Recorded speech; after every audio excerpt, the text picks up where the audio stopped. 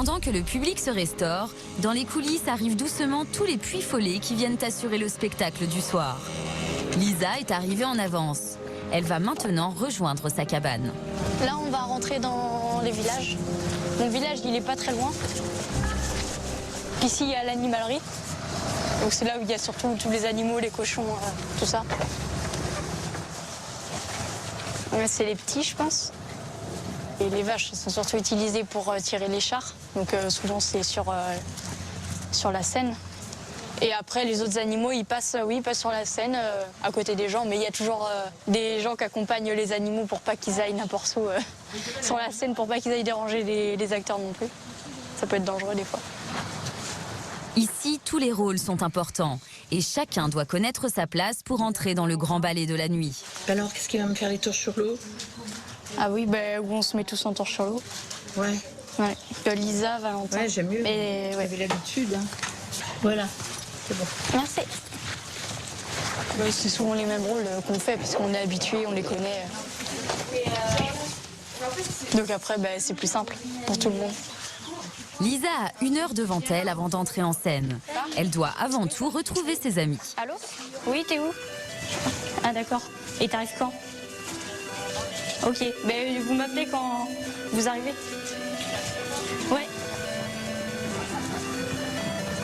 Vite rejointe par Maëlle, Aurore et Marine, Lisa se dirige vers le Barouf, l'un des bars dédiés aux bénévoles où les boissons sont à volonté et les sandwichs à 1 €. Allez, prends un coca, s'il te plaît. Et un coca. Ouais, je vais prendre un sandwich. Merci. Une aubaine pour tous ces jeunes qui consacrent beaucoup de leur temps à l'amour du spectacle. Même sur scène. Les coulisses de la Cinécénie s'animent peu à peu. 3500 comédiens bénévoles assurent à tour de rôle les 28 représentations annuelles avec le plus grand sérieux. À chaque spectacle, on compte 1200 personnes sur scène, tous bénévoles comme les artificiers et les plongeurs. Lisa retrouve son frère Baptiste alors qu'il consulte le planning. Il doit très précisément retenir les rôles qu'il va jouer, les costumes qu'il va endosser, tout cela à cheval évidemment. En tout, 120 cavaliers paradent chaque soir de Cinécénie. C'est un rêve de gosse. Quand on était gosse, on voit les chevaliers qui passent et ça donne envie de le faire. Donc, dès que les académies équestres se sont ouvertes au niveau des chevaux, j'ai commencé là-bas et j'ai tout appris ici. C'est vrai que j'étais très jeune, que mes frères faisaient déjà la Cinécénie. Donc je venais 1 fois par an, souvent jouer dans la même cabane qu'eux. On se fait des copains, des copines et on apprend à connaître du monde. On n'a pas envie de partir. Voilà.